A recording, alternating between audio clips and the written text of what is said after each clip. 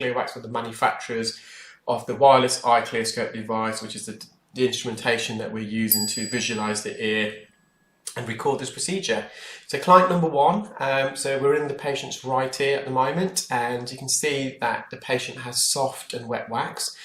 That's as a result of the patient using some olive oil drops prior to attending the appointment. She did have quite a bad blockage when she contacted me over the phone, and I said if she would want to, she's more than happy to use drops prior to attending. Typically, if patients want to book in with myself, even if they do have really hard earwax, I'm more than happy to see them the same day. The patient felt they've had wax removed before, you see, elsewhere, and they found that olive oils always helped them. So you can see the patient's ear anatomy here. She's got quite an inclined ear canal. So the ear canal kind of slopes upwards here at the moment, a bit like a mountain slope, and that's a possible reason as to why the patient's getting a build-up, a regular build-up of earwax. So as the wax is trying to migrate, it's getting trapped down the valley, so to speak. So the ear canal goes down and it slopes back up again, so it creates a V-shaped alley where the wax can lodge. Nonetheless, we remove the wax, there's a tympanic membrane, it's fully visible.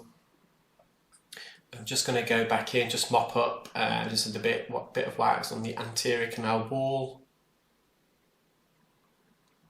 So with our technique, when we're using microsuction and dry instruments, there is no prerequisite to use softening earwax drops prior to the appointment. If you're having your ears irrigated or syringed, then typically you are requested to soften that earwax for 10 days, or 10 to 14 days even. During that time, however, if you're a hearing aid wearer, for the fortnight you're using the drops, it's going to possibly interfere with your hearing aid, blocking the sound balls, so the sound won't come through. And when you use drops, the wax actually absorbs the drops and it expands and swells and creates more of a blockage, and therefore exacerbates your symptoms.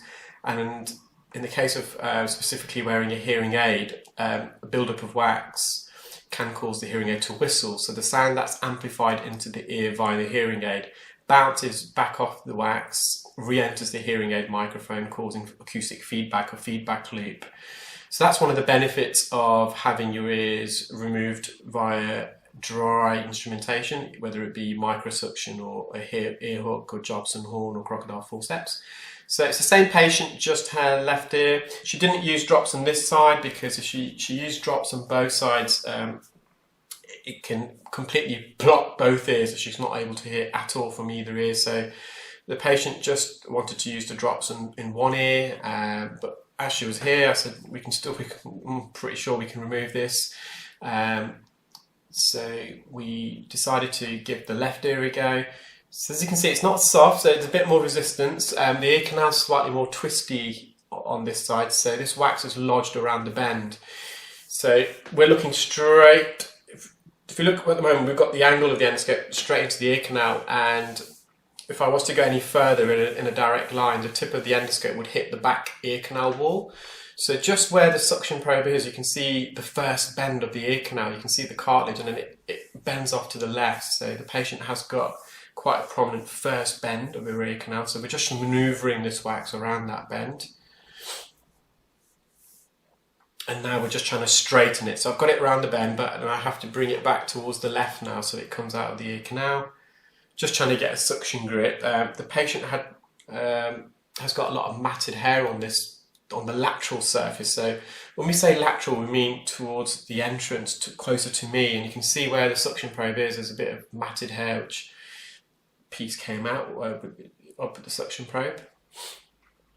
So I'm just trying to wriggle this out.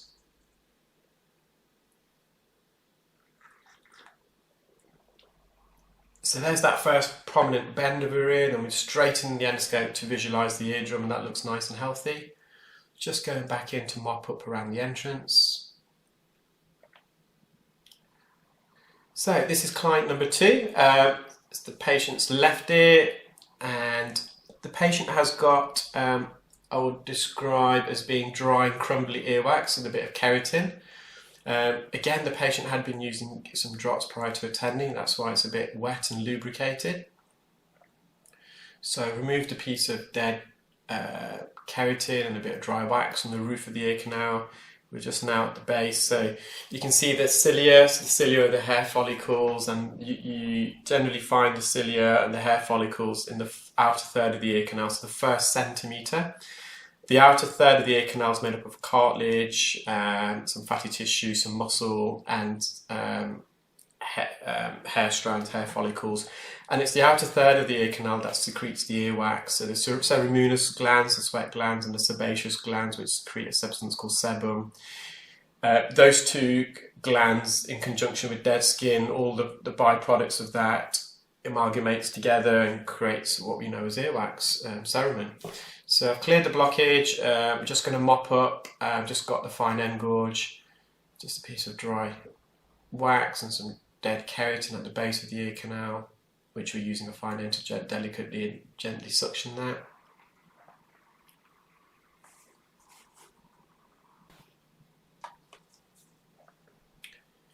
And there's the patient's tympanic membrane, nice and healthy. So it's the same patient, just in the right ear. And again, the patient's got very dry, crumbly wax and dead keratin. They once more hadn't been using any drops in this ear, so there's no lubrication. It's very dry indeed.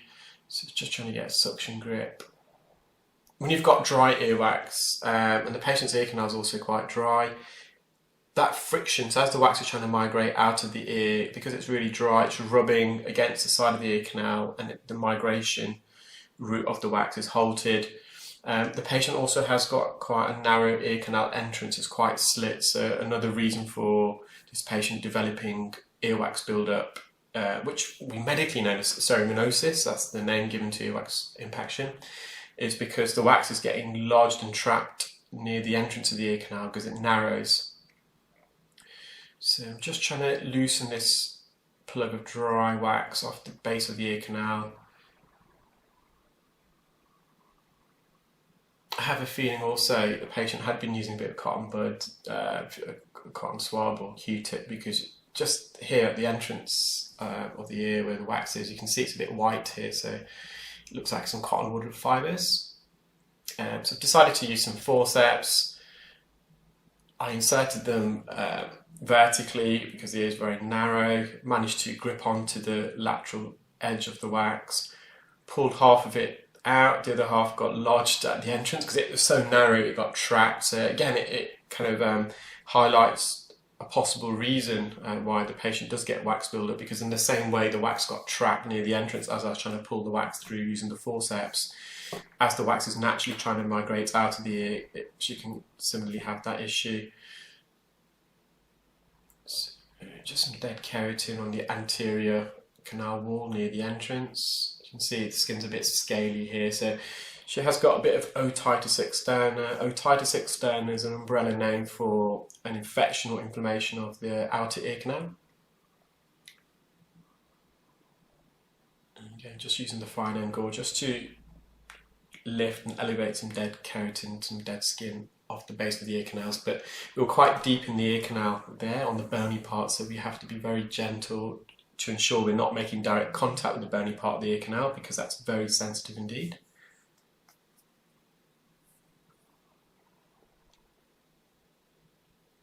And managed to weigh the contents of this patient's ear, and it came in at 373 milligrams. So here we have client number 3. Again, we're starting off with the left ear. It's a large plug of soft-ish earwax, I would describe it as. So earwax can be categorized as either being dry or wet, but there are subcategories underneath each type of wax. So you can see the patient's ear anatomy at the base of the ear canal is quite a bony protrusion there, which means the patient's got a very deep inferior recess. So again, that could be a reason for the patient's buildup of wax. When you've got ridges and little divots or trenches or canyons in the ear canal, it can cause the wax to collect within that widening or narrowing of the ear canal. Sometimes if there's a really deep and wide erosion or opening of the ear canal, the patient can undergo some sort of surgery where they use some fatty tissue to fill up that indentation, that dent, just to allow the natural migration of skin and earwax out of the ear. So same patient just on the right side, so you can see that we know we're near the entrance because of all the hairs. The hairs, as I mentioned previously, are always located on the outer third of the ear canal. You don't find cilia, which is the medical name for these hairs, in the inner 2/3 of the ear canal. So the inner 2/3 is just a very thin sheet layer of skin measuring 0.1 millimeters in thickness, coating the bony part of the ear canal. So that's non-flexible and very sensitive if you make contact with that part of the ear canal. The outer third of the ear canal is cartilage, some muscle and some fatty tissue, and it's a thick layer of skin which measures around 1 millimeter in thickness. So it's 1/10 thicker. Sorry, 10 times thicker, should I say, than the skin that coats the inner two parts of the ear canal. So there's more give, the outer part of the ear canal is more pliable. So I'm just trying to wriggle this through because the patient has got, again, a very narrow ear canal entrance.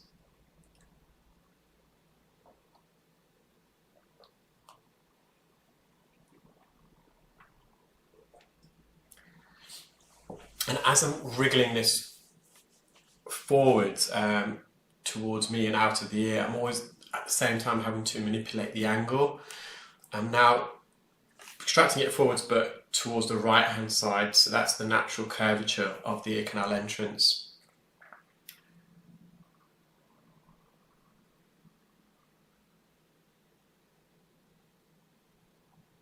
You can just see how narrow it is as well. You can see how much force I'm putting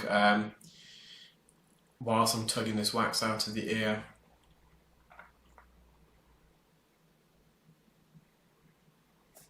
And you can see the angle of wax, it's almost coming out at an angle of, I would say about 125 degrees really. So I'm pulling it not only towards me but to the right hand side. So this patient's got a very prominent first bend of her ear canal and a very narrow ear canal entrance, and more than likely that's the cause for their wax buildup. The wax is trying to migrate outwards but it's getting trapped around the bend, and as it approaches the entrance of the ear canal, as it's narrow, it just gets trapped and you get a natural buildup of wax behind it. Nearly there. Part of me, this procedure is probably a month old, but I could have put the suction probe down, got the ear hook and gone in, but you always felt it's going to come out anyway, so by the time you put the suction probe down, switch the suction machine off, get the ear hook, you've probably got the wax out anyway.